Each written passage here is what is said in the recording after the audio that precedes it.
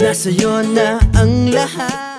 Mas kilala sa tawag na Mr. Labandero ay mali Mr. Pinoy Step o si Richie Rivero.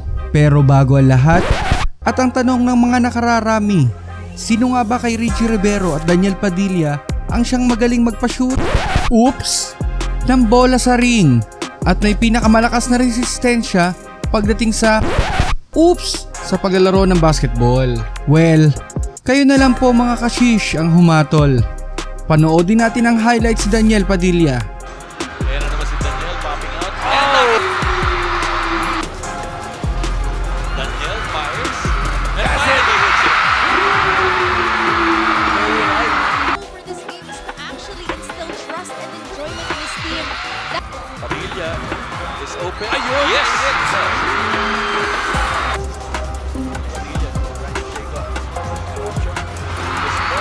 At ito naman po ang kay Richie Rivero.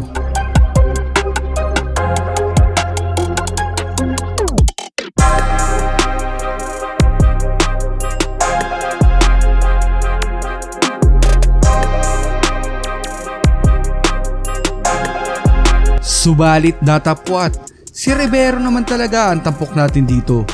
Kaya't heto na, simulan na natin. Si Richie Rivero, siya lang naman ang nagpasikat na Pinoy Step na discarding ito sa Pilipinas. Ito ay ang pag-iwas sa katunggali gamit ang pag-sidestep o akmang titira na pero hahakbang pa pala ng isang malaki papuntang ring. Pero mas kilala ito sa pandaigdigang tawag na Eurostep. Sa NBA, ang nagpasikat nito ay si Manu Ginobili ng San Antonio Spurs. Ito ang ilan sa mga Eurostep ni Ginobili.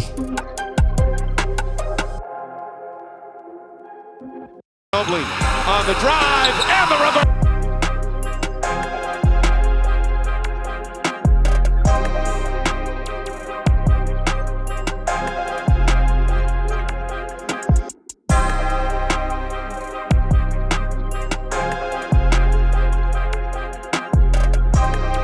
Si Rivero ay ipinanganak sa Ilagan, Isabela. Ang ama nito ay isa ring manlalaro ng basketball noong 1980s sa UAAP De La Salle Green Archers at ang kanyang nakatatandang kapatid ay manlalaro din ng Green Archers noong 2014 at 2018. Nasa dugo talaga ng ating bida ang pagiging atleta. Si Rivero ay may height na 6 feet 1 inch at may bigat na 146 pounds. Ang posisyon nito sa koponan ay shooting guard at small forward.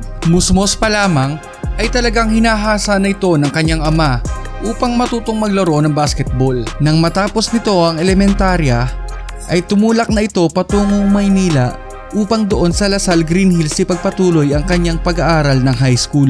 Naging manlalaro siya ng paaralan at nag-a-average ng 25.4 points at 2.8 assists, 2.4 steals at 1.9 blocks per game. At nang makagraduate ay ipinagpatuloy pa din ang karera ng basketball.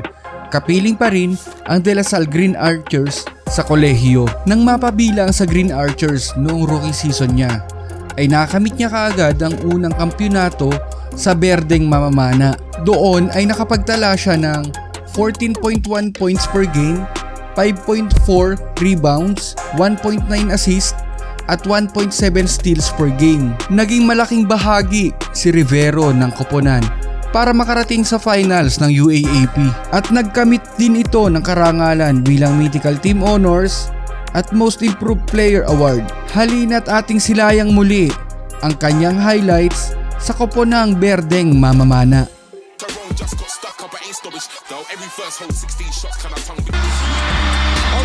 Richie Rivero on the move. Rivero all the way low for him. Rivero steps into it. Go! Rivero for three. That mayhem defense. And Richie Rivero sidestep. 像菲律宾这样子的一个重心比较低的球队来讲，才有机会得。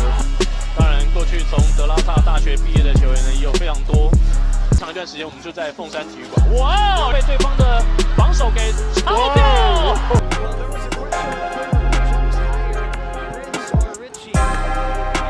Subalit noong sumapit ang 2018 ay nagbago ang ihip ng hangin at tinapos ng paaralan ang kanilang ugnayan kina Rivero kasama ang nakatatandang kapatid at ang reserve na si Brent Paraiso. Sinambit ng paaralan na sinuspindi si Rivero dahil sa mga pribadong kumpanya na kanyang ine-endorso na nagkaroon ng hindi pagkakaunawaan sa batas ng koponan. At noong Abril ng nasabing taon ay inanunsyo ni Rivero ang pagkala sa koponan ng berdeng mamamana o Green Archers. Noong May 2018, nagkaroon ng revelasyon si Rivero na ito ay sasapi na sa UP Fighting Maroons. At doon ay naghihintay sa kanya si Kobe Paras, ang anak ng legend ng pambansang liga ng Pilipinas na si Benji Paras. Noong season 82 ay umabot lamang ang koponan ng Maroons sa semifinals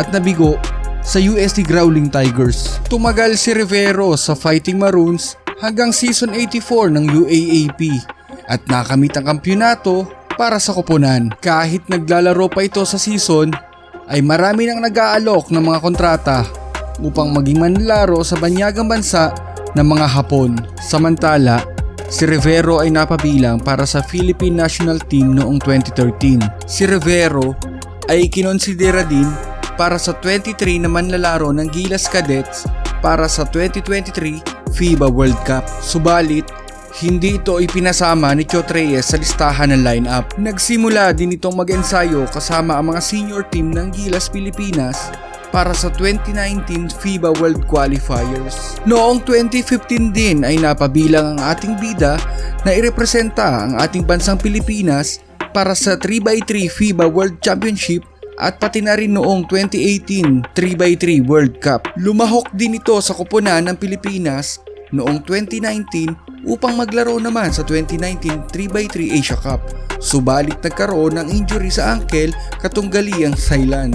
Dito ay lalong sumikat si Rivero dahil sa kanyang Pinoy Step o sa banyagang tawag ay Eurostep. Dahil sa pambihirang talento sa paggamit ng Eurostep ay hindi na napigilan ng ibang lahi na panayamin at usisain. Ating panoorin ang ilan sa mga highlights nito sa 3x3 FIBA World Cup at ang kanyang panayam sa banyaga upang matutunan ang sikreto ng Pinoy Step.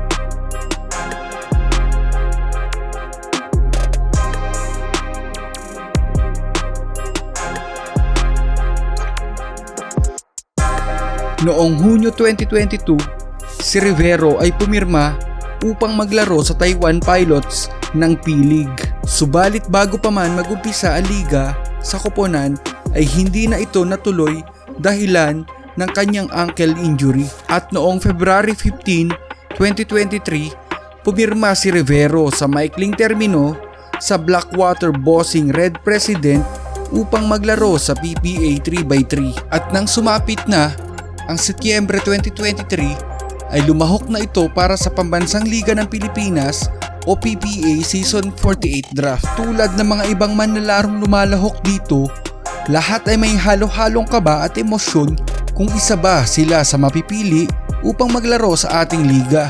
Ganoon din ang naramdaman ng ating bida. At heto na nga, dumating na ang pinaka-inaabangan nito.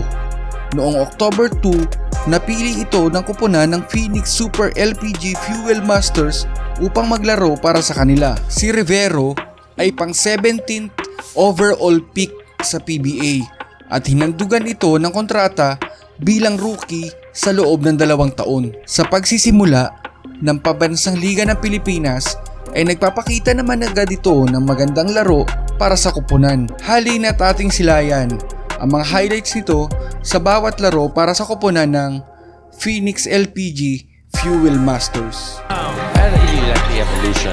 Oh, wow. Looking for a foul. Felt he was sandwiched. Richie hit Roger. He's in the game. Richie.